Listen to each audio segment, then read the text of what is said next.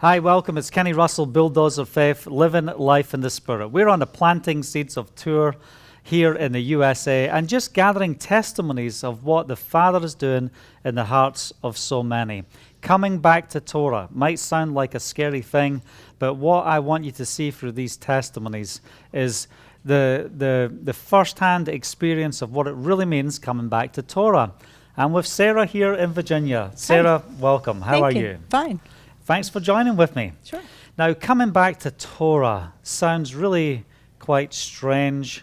Were you brought up in a Christian experience? Tell me a little bit about your journey. How did you get to the place where you wanted to follow the feasts and come back to Torah? Well, I grew up in the church, and I guess my struggle started in the pew. In the Baptist church, we were having some political strife, and we decided not to go because there was so much conflict going on. And I eventually had a lot of physical ailments and some like diseases and chronic illness, a lot of pain, arthritis, cancer cells, and I was on a lot of medications, and they weren't working. And I stayed active in the church, but not really in the worship service. I was doing a lot of lessons. Okay. But I did go, and they would lay hands on me when I was sick, and I wasn't feeling like I was getting better. And so I started really reading my scriptures, and I decided that I wanted to just rely on God. And I didn't want all the doctors and things like that going on because the medications were making me sicker. So my daughter also had the same kind of ailments, so we both went on this endeavor together, and we started really reading the Bible and learning about the biblical diet. Right. And we started applying it to our lives. We got off all medications, and we cured almost all of the diseases and ailments. Just by eating right and doing the right thing. For about 2 years. Wow. Mm-hmm.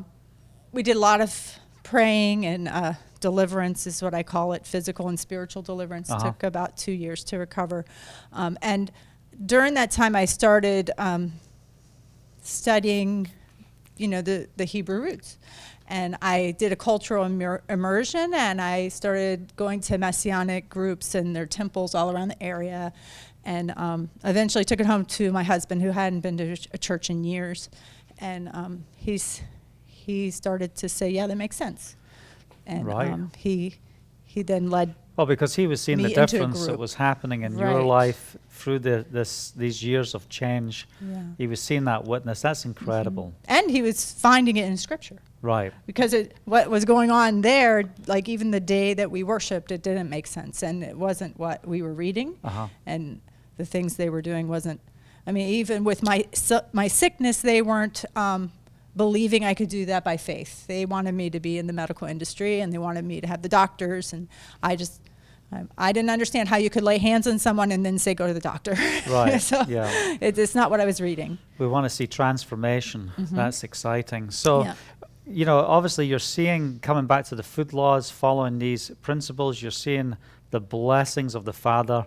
Then you're starting to identify, wait a minute, Sunday, Shabbat, Saturday, what is the day that we should be resting? You start making these alterations, and obviously you were seeing more blessings hitting your life and your family because of these changes. Right. Yeah, one of the biggest ones that I like to, when I kind of witness about my lifestyle, first is always the food and how it restored my health, but the second one is about the Sabbath, and it's about getting with the group and the family, and having that day of restoration. And every Friday, that's what I look forward to, Sundown Friday, and just getting the rest and the restoration that I need physically and spiritually, and then having the ability on Sunday, which is traditionally not a day of work, to work. In your country, in my country, we're back at work. It's all happening on Sunday in Israel. Not in America. We have like 3-day weekends, maybe 4. So, but it made sense. And then Sunday we get up and we live on a farm. I truly am living a biblical lifestyle. I am raising the sheep. I have a milk cow. I'm raising, greens and doing Sounds it all. like my mother, Right. I'm a farmer now. Goats. I had to milk the goats every day. Yeah. Well, God put you in a garden, and if you're living in the box, how are you going to get better, right? Excellent. Yeah. So Sunday is our day on the land, restoring our land and it's working. Excellent. In our family and giving it our best. So what, you're coming into the feast, and then what did you do with all of the feasts of the world? Mm-hmm. How did you respond now that you're following biblical feasts when you see things like Christmas and Easter? What did that mean to you? Well, I've never really liked holidays to begin with, and I always have struggled with them.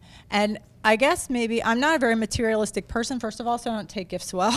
And the world is so worldly, and they just want to give, and I felt it was a competition most times. So it was not hard for me to go, okay, I don't want to buy all this stuff because I don't really like shopping. Right. But it was really hard for my family. My family still is having a hard time with it, and but this year was our strongest year so far, saying Amen. We're not coming to the dinners and all the festivals that you guys have. We did Sukkot, and you are doing Christmas. Right. You didn't come to my house. Yeah, for yours. Yeah. And maybe this year you will, because we're not going to come to that one, and we believe this, and we try to show it scripturally. And part of my family was supportive. The other part, really was calling me and saying that I was ruining things for them. But I just believe that in my faith, if I can be the light and I can show my peace and my joy, that they can then discover and maybe want what I have. At the beginning, when you were coming into this, did you find it very isolating at the start? And do you see a change today, now you're a few years into this? Yeah, at the beginning it was isolating. And at the beginning I was really hard in my beliefs. So I was really trying to change people. Right. You must listen to me. Right. Right. And now I'm just at peace, and I know that if they see that in me, that I'm a light, and that's Amen. what I need to be. And when they are ready, they can come and ask. That's excellent. And I'll be there. We're called to live the life by the example. Let people see how the Father is transforming our world. Mm-hmm. Sarah, that's excellent. I really appreciate you taking the time just to share with us today. Mm-hmm. And, I can see just with talking with you, you've definitely got joy through this walk. Yeah. It's not bondage following no. the commandments and following the Torah, is it? No, not at all. Amen. Bondage is shopping at the mall. Well, thanks very much. We appreciate you sharing today. Thank you. Thank you.